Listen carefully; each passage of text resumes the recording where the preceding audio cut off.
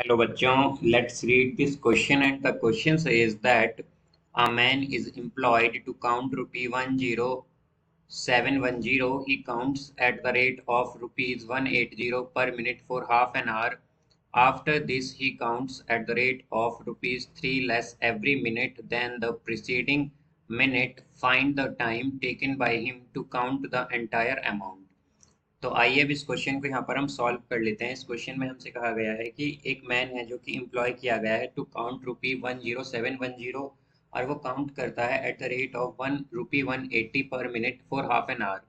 और उसके बाद ही count at the rate of 3 less every minute than the preceding minute. तो हमें बताना है कि टोटल टाइम कितना लगेगा उसे उस एंटायर अमाउंट को काउंट करने में। तो यहाँ पर हम की कॉन्सेप्ट यूज करेंगे that Sn is equal to n by 2 into a plus an।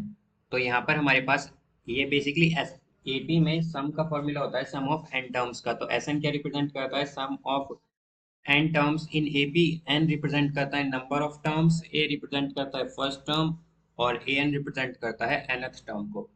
तो यहाँ से हम अगर देखें तो हमारे पास जो मैन है उसके पास टोटल अमाउंट क्या है? वो है 10710। कितने रुपीज हैं उसके पास?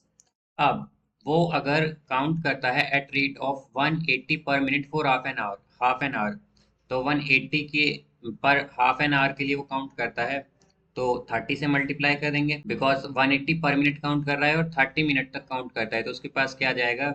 ये अमाउंट होगा हमारा 5 रुपीज 5400 हो जाएगा। अब यहाँ से अगर हम देखें तो हमारे पास टोटल अमाउंट क्या था? टोटल अमाउंट था 10710। अब रिमेनिंग अमाउंट क्या हुआ? रिमेनिंग अमाउंट है अब हमारे पास, रिमेनिंग अमाउंट है अब हमारे पास 10710 माइनस 5400, यानी कि आ जाएगा रुपीज 5310। अब यहाँ से अगर हम देखें तो उसके पास 5310 रुपीज बचे हुए हैं अब, यानी कि अब वो इन्हें काउंट करेगा। तो अब अगर हम देखें तो वो किस तरह से काउंट करेगा? अब क्या होता है कि हर काउंट के साथ 3 लेस होता है every minute than the preceding minute. तो क्या होगा? पहले 180 पर मिनट काउंट कर रहा था वो, तो अब क्या करेगा? वो 177 पर मिनट काउंट करेगा। फिर उसके बाद वो यहाँ पर 174 पर मिनट काउंट करेगा। फिर वो यहाँ पर 176 पर मिनट काउंट करेगा और अप टू जाएगा ये +3 तक। बिकॉज अगर हम देखें तो यहाँ पर 3 तक इसलिए जाएगा बिकॉज 3 मिनट लेस होते हैं एवरी मिनट। तो अगर 3 के बाद वो काउंट करेगा तो क्या आएगा? 0 रुपीज पर मिनट काउंट करेगा। तो यहाँ पर हम क्या कहेंगे कि 3 जो होगा, 3 रुपीज पर मिनट, ये उसका लास्ट वो होगा कि इससे कम वो काउंट नहीं कर सकता बिकॉज इससे कम क्या होगा? 0 हो जाएगा। तो इतने में उसे कितने रुपीज काउंट करने हैं? उसे काउंट करने हैं रुपीज 5310। अब अगर हम देखें तो ये हमारे पास एक एपी बन गई है जिसमें कि ए क्या है, यानी फर्स्ट टर्म क्या है? 177। एल क्या है यहाँ पर, या हम कहें कि ए एन क्या है? ए एन है यहाँ पर 3। और अगर हम देखें तो एस एन क्या है यहाँ पर? एस एन है हमारे पास 5310, इनका सम। तो यहाँ से हमारे पास एस एन का फॉर्मूला हमने की कॉन्सेप्ट में देखा था, क्या होता है?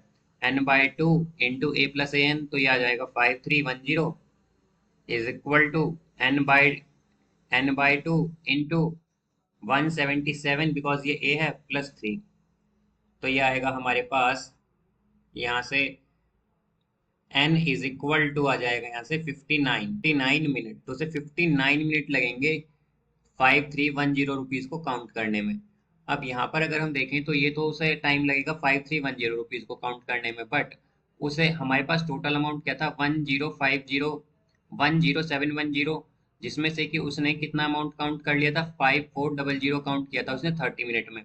तो अगर हम देखें तो जो टोटल टाइम लगा है उसे, टोटल टाइम वो उसे लगा है यहाँ पर 30 मिनट में। तो उसने काउंट किए हैं 5400 और फिर 59 मिनट में उसने उसने काउंट किए हैं 5310। तो उसे टोटल टाइम लगा है यहाँ पर 30 + 59, यानी कि 89 मिनट लगे हैं उसे टोटल अमाउंट को काउंट करने में. So the answer is 89 minutes. So I hope you understood it well. Best of luck. Thank you.